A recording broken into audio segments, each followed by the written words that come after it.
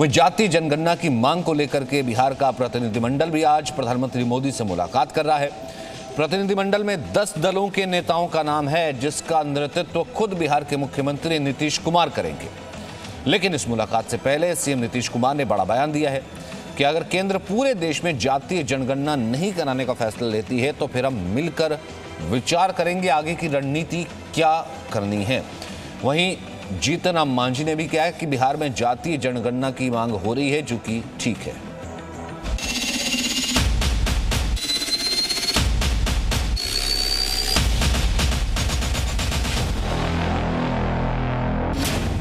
प्रधानमंत्री मोदी से मिलेंगे बिहार के 10 नेता। जातीय जनगणना कराने की मांग पर मुलाकात से पहले नीतीश कुमार का बड़ा बयान। बिहार के मुख्यमंत्री नीतीश कुमार के नेतृत्व में 10 दलों का प्रतिनिधिमंडल आज सुबह 11 बजे प्रधानमंत्री मोदी से मुलाकात करेगा। प्रतिनिधिमंडल प्रधानमंत्री के सामने भारत में जातीय जनगणना कराने की मांग रखेगा। 10 दलों के नेताओं के नाम तय किए जा चुके हैं, जिनका नेतृत्व मुख्यमंत्री नीतीश कुमार करेंगे। ये प्रधानमंत्री से समय मांगा हम लोगों ने, यही जो कास्ट बेस्ड सेंसस होना चाहिए, जाति आधारित जनगणना, तो इसी के लिए हम लोगों की मांग है और उसी के लिए अन्य पार्टी के लोग, सब लोगों की इच्छा वही थी, तो वही मिला करके सब लोग एक साथ उन्होंने समय दिया है। जो नाम भेजे गए हैं उसमें विधानमंडल के 10 दलों के नेताओं के नाम शामिल हैं। अभी ने कहा है कि वापस लौट के आएंगे तो बोलेंगे, वापस लौट के आने के बाद कांग्रेस से अजीत शर्मा, सीपीआई माले से महबूब आलम, सीपीएम से अजय कुमार, सीपीआई से सूर्यकांत पासवान, हिंदुस्तानी अवाम मोर्चा से जीतन राम मांझी, विकासशील इंसान पार्टी से मुकेश साहनी, एआईएमआईएम से अख्तरुल ईमान के नाम शामिल हैं और इन सभी की अगुवाई मुख्यमंत्री नीतीश कुमार करेंगे। इस मुलाकात से पहले आरजेडी और कांग्रेस ने अपनी मांग को साफ कर दिया है। नीतीश कुमार जी ने भी पत्र लिखा था, आदरणीय प्रधानमंत्री जी से समय मांगा था, लेकिन जब समय देने में विलंब हो रही थी तो नेता प्रतिपक्ष ने भी आदरणीय प्रधानमंत्री जी को पत्र लिखा था और दबाव बनाई थी, कहा था कि ये मुख्यमंत्री बिहार का अपमान है, जल्द से जल्द प्रधानमंत्री जी को समय देना चाहिए। आदरणीय प्रधानमंत्री जी इस मांग को गंभीरतापूर्वक विचार करके जातीय जनगणना कराने की मांग को सहमति देंगे। कांग्रेस हमेशा से यही चाहती है कि सामाजिक आर्थिक जातिगत जनगणना हो, जिससे कि पूरे देश में कौन सा क्लास कितना है, कौन सी जाति कितनी है, ये संपूर्ण रूप से विस्तृत रूप से जनगणना हो जाए। हालांकि जातीय जनगणना की मांग को लेकर आज प्रधानमंत्री मोदी से मिलने वाले प्रतिनिधिमंडल में बीजेपी भी शामिल है, लेकिन जातीय जनगणना की मांग को लेकर उसने अपने पत्ते नहीं खोले हैं। निश्चित रूप से बात होगी, मुलाकात होगी तो बिहार के विकास का मार्ग और प्रशस्त होगा। भले जातीय जनगणना पर बीजेपी ने अपने पत्ते अभी ना खोले हों, लेकिन नीतीश कुमार ने अपनी मंशा जाहिर कर दी है। अगर मान लीजिए कि पूरे देश के लिए ये निर्णय नहीं होता है जाति आधारित कास्ट बेस्ड सेंसस का, तो उसके बाद तो सोचा जाएगा। जब यहाँ पर भी विचार है तो हम लोग उसको किस प्रकार से कर रहे हैं, आपस में पूरी बातचीत करके कर सकते हैं, वो तो बात की चीज। यानी नीतीश कुमार की मांग पर फिलहाल बीजेपी को छोड़कर बाकी विपक्षी खेमा नीतीश के साथ खड़ा है। फैसला अब भारतीय जनता पार्टी को लेना है कि वो जातीय जनगणना कराना चाहती है या नहीं। ब्यूरो रिपोर्ट, जी मीडिया। रविंद्र इस वक्त हमारे साथ बने हुए हैं, साथ ही साथ तमाम गेस्ट का एक पैनल भी मौजूद है। रविंद्र, इसमें तो कोई शक नहीं है, जातीय जनगणना को लेकर के तमाम पार्टियां खुले तौर पर ये कहती आई हैं, बीजेपी के भीतर भी आवाज़ उठती आई है कि जातीय जनगणना होनी चाहिए। लेकिन फिलहाल तो कहीं ना कहीं नजर आ रहा है कि अगर उसकी कहीं ना कहीं अगुवाई करने की अगर बारी आती है तो उसकी अगुवाई नीतीश कुमार कहीं कर सकते हैं, और ये बहुत कम होता है कि आरजेडी जेडीयू दोनों एक मुद्दे पर जो है एक साथ हो जाए। कब मुलाकात होनी है और क्या इसका और मसौदा रहेगा?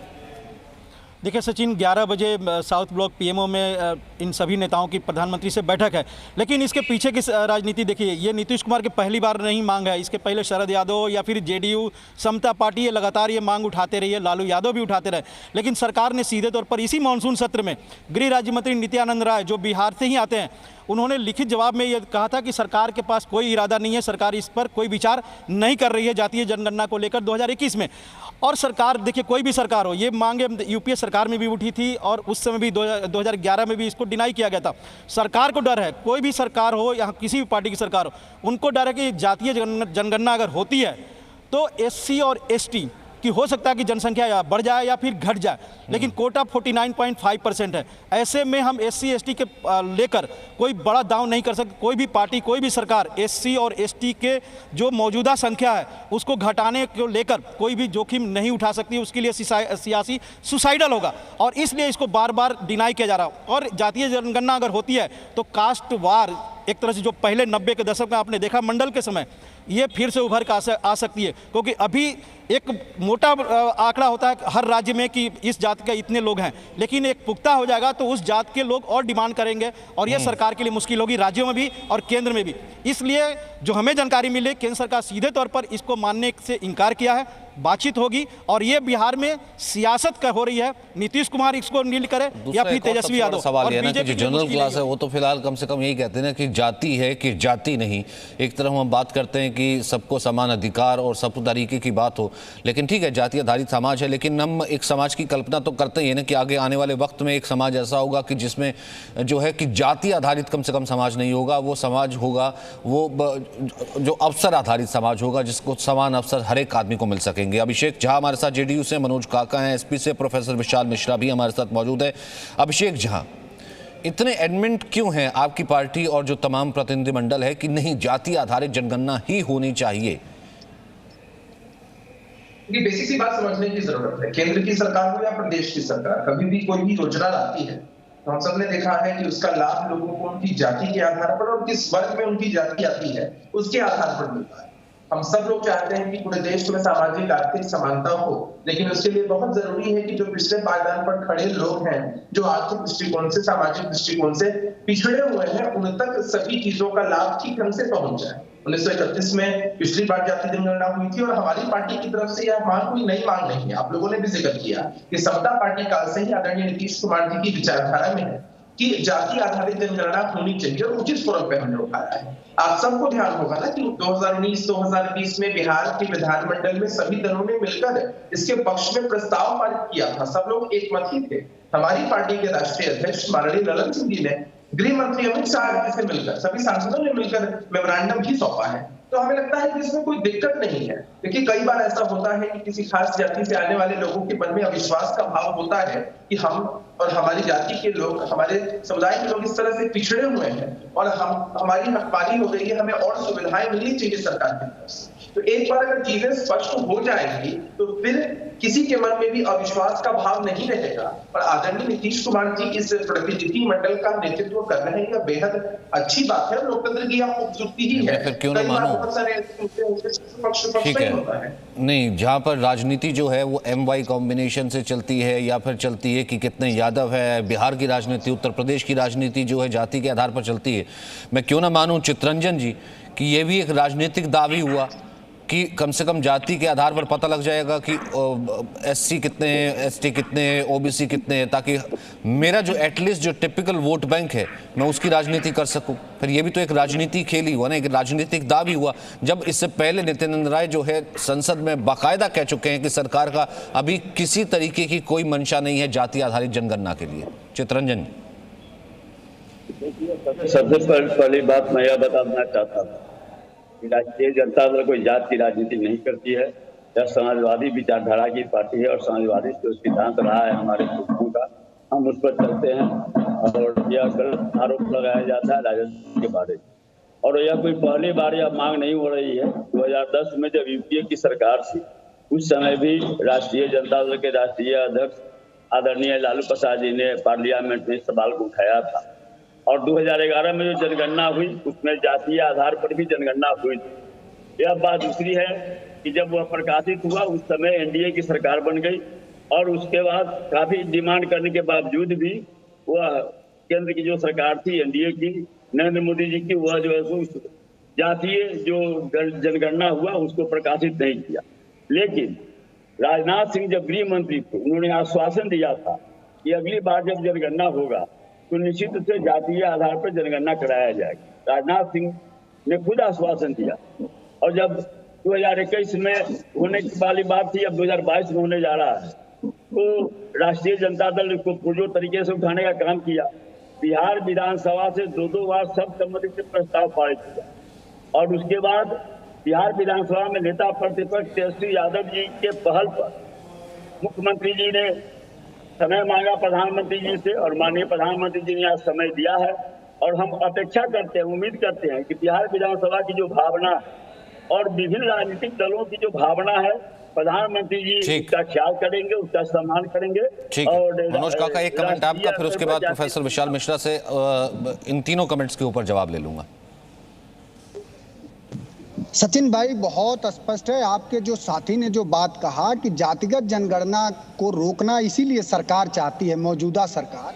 बहुत स्पष्ट कहा उन्होंने अपने जो संवाद किया उसके प्रारंभिक दौर में कि वो डर रही है कि कहीं जो वंचित और दमित लोग हैं उनकी संख्या ज़्यादा है और उनको जो प्रतिनिधित्व सामाजिक रूप से, आर्थिक रूप से, राजनीतिक रूप से मिलना चाहिए वो कमोबेश नहीं है।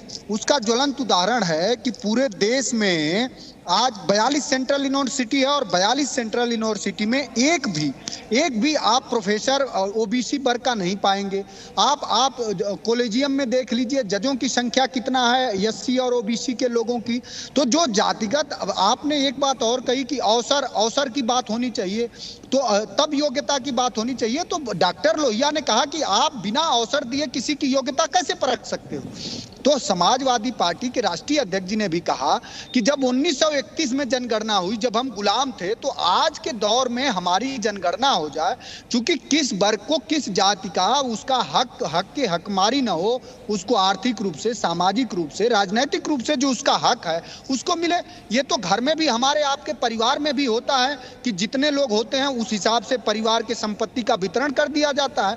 तो उसी हिसाब से देश में भी होना चाहिए कि जिस वर्ग, जिस जाति की जनसंख्या ज्यादा है उनको उस हिसाब से प्रतिनिधित्व मिले समाज के सभी वर्गों में, आर्थिक रूप से, ऑलरेडी यही तो सरकार का कहना ना कि वो कहेगी कि फिर आम लोगों के लिए फिर छूटा क्या, 49.5% की तो कैप पहले ही है।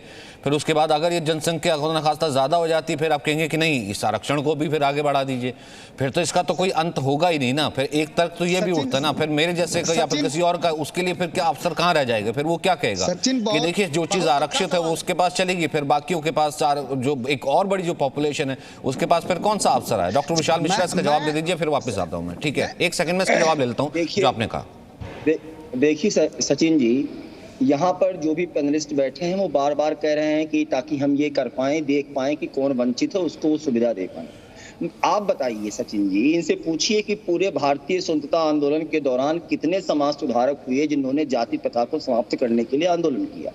एक तरफ तो जाति प्रथा को समाप्त करने के लिए हमारे स्वतंत्रता संग्राम सेनानी, हमारे समाज सुधारक आगे आए, और दूसरी तरफ आज बैठकर अपनी स्वार्थपरक राजनीति के तहत पिंडोरा बॉक्स को दोबारा खोलकर उस वहीं पर वापस जाना चाहते हैं कि जातिगत जनगणना कराकर, कि ताकि जो है जातिगत, अरे भाई आपको विकास करना है, आपको लास्ट पायदान पर खड़े व्यक्ति तक सुविधाएं पहुंचानी है। आप होलिस्टिक समावेशी विकास की बात करिए, इंक्लूसिव विकास की बात करिए। जो संविधान प्रदत्त बातें कही गई हैं, आरक्षण हो या कोई भी बात हो, तो आप संविधान के दायरे में रहकर बात कीजिए।